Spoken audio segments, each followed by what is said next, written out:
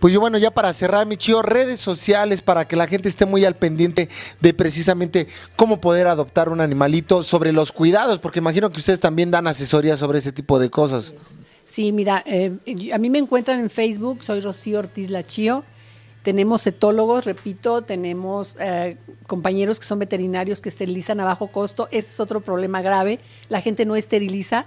Además hay mucho animal callejero, los invito a que vayan a sus calles. Claro, que está buscando un hogar. Y están buscando un hogar, y los animales callejeros, de verdad, que a veces también son de raza, no se salvan, los de raza también los echan a la calle, son los más agradecidos, son los más buenos, los más nobles, los mejores compañeros, los que nunca te van a criticar, no te apuñalan por la espalda, no te cuestionan.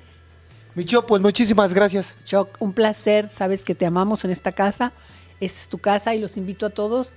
De verdad, si necesitan asesoría, necesitan algún tipo de tip, por favor entren a las redes sociales. Repito, Rocío Ortiz La Chío. Yo estoy para servirles, ¿eh? Y denuncien cualquier abuso sobre algún animalito, ya sea que sean de la calle o de algún hogar, que denuncien, es lo importante para que le den voz a estos animalitos. Así es. Seamos la voz de los que no tienen voz. Por favor, denuncien. Sin denuncia no hay delito. No tengan miedo a denunciar. Sí van a estar apoyados por la ley, y creo yo que necesitamos tener más conciencia, tener más valor civil. Los animales nos necesitan. Ellos sí tienen derechos. Chío, muchísimas gracias. Gracias a ti, Choc. Vámonos. ¿Qué tal, amigos de @21? Pues seguimos con este tema de la cuestión de los animalitos, y ahora estamos con un gran amigo y gran abogado, mi querido José Luis Carranza, abogado animalista y aparte activista. Hola, gracias por la invitación, aquí presentes para dar voz a los que no la tienen. Efectivamente, a los que realmente nada más se la pasan ladrando y maullando, ¿no? Exacto. Mi querido José Luis, pero ¿qué es un abogado animalista? Un abogado animalista. ¿Qué hace? Básicamente me dedico a la defensa legal de los animales, a representarlos ante las autoridades para hacer valer las leyes de protección a los animales. Mi querido José Luis, y ahora hablando sobre la protección de los animales, tú como abogado, ¿cómo has visto pues trascender de las leyes hacia los animales? Poco a poco hemos ido avanzando en las leyes de protección a los animales. Hay que recordar que en el 2013 se aprobó que el maltrato animal grave, es decir, aquel en el que se ocasiona una lesión o la muerte de un animal, sea castigado como un delito. Aquí en la Ciudad de México ya se sanciona penalmente el maltrato animal grave. Asimismo, en la Ley de Protección de los Animales tenemos sanciones administrativas para aquellos que causen un maltrato no grave, como puede ser el tenerlo amarrado mucho tiempo, el tenerlo sin agua, sin comida. Eso puede dar lugar a arrestos o multas a los dueños irresponsables. Oye, eso me sorprende mucho, que precisamente, bueno, ya se está logrando que precisamente se castigue a toda la gente que se hace la loca, porque ha pasado que atropellan al perro y se van, ¿no? Como si fuera cualquier objeto que no siente, que sí, exactamente, que no da a transmitir un dolor. Bueno, aquí en este caso ya ustedes están ayudando a que estos animalitos no queden desamparados.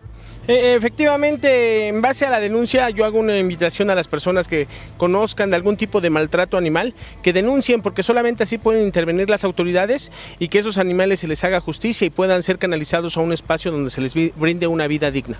Diferentes maltratos que se le puede dar o más bien que le dan al animal y que son considerados como graves y no graves. Efectivamente, en forma general podemos determinar o considerar dos tipos de maltrato: el maltrato animal grave o el maltrato animal no grave. El maltrato animal grave es aquel en que ya se le lastima físicamente al animal, es decir, se le causa una lesión o incluso se le causa la muerte.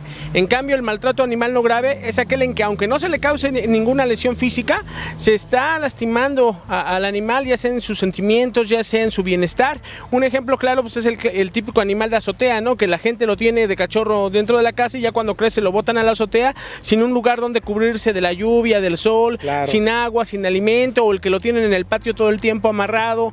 Esos son tipos de maltrato. También el no atenderlos veterinariamente, perros enfermos que están con tumores que no los atienden.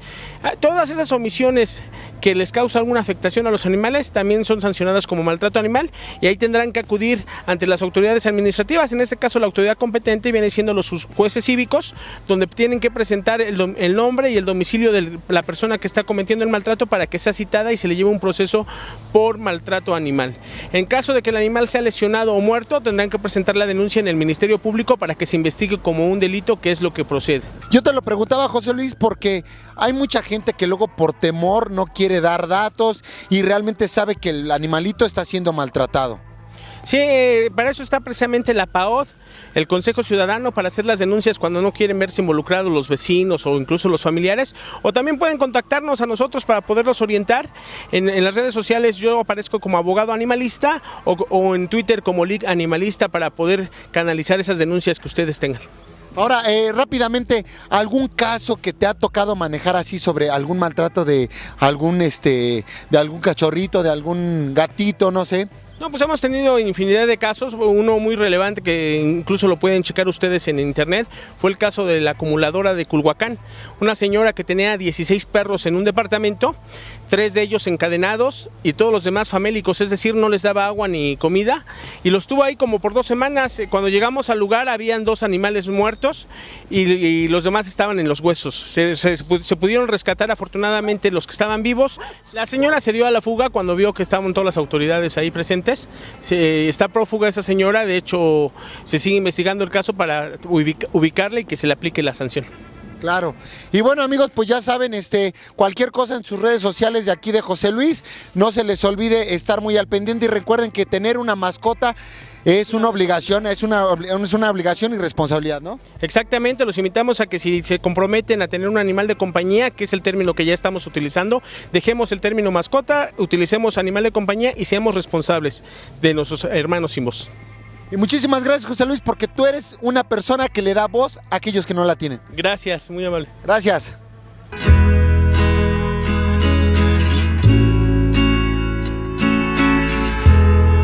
Hola, mi nombre es MBZ Alejandro Valeri Flores Enríquez, con cédula profesional 6452434. Bueno, en esta ocasión vamos a hablar un poco acerca de los cuidados que se deben tener acerca de un cachorrito o un perrito adulto, sobre todo los perritos que son adoptados. Principalmente cuando adoptamos tenemos que tener cuidado que sea primero un chequeo general para ver que venga en buen estado de salud, que físicamente se encuentre bien, y posterior a esto, haciendo una revisión general, empezaríamos con un calendario de profilaxis, sobre todo haciendo uso de las vacunas y las desparasitaciones pertinentes. Es importante hablar también sobre la alimentación de nuestros cachorros. Una alimentación, ya tenemos de uso comercial todo lo que son las croquetas. Es importante la esterilización, como les comentaba, sobre todo para controlar la sobrepoblación canina. Pero surgen muchísimas preguntas con respecto a esto. Es que mi perrita la operé y subió de peso, no hay ningún problema por eso. Cuando nosotros operamos, simplemente se le controla la alimentación, que así deberíamos hacer todos, también los humanos. Hay que tener un control de la alimentación, no nada más es alimentar por alimentar, hay que dar una buena calidad de alimento. Para cualquier duda o cualquier aclaración o cualquier pregunta que tengan, estoy para servirles. Aquí estamos en Azcapotzalco. El teléfono es el 5382-0587, aquí en Clínica Veterinaria Balmar. Vamos a tener el placer de atenderlos. Y muchas gracias a @21 por esta entrevista.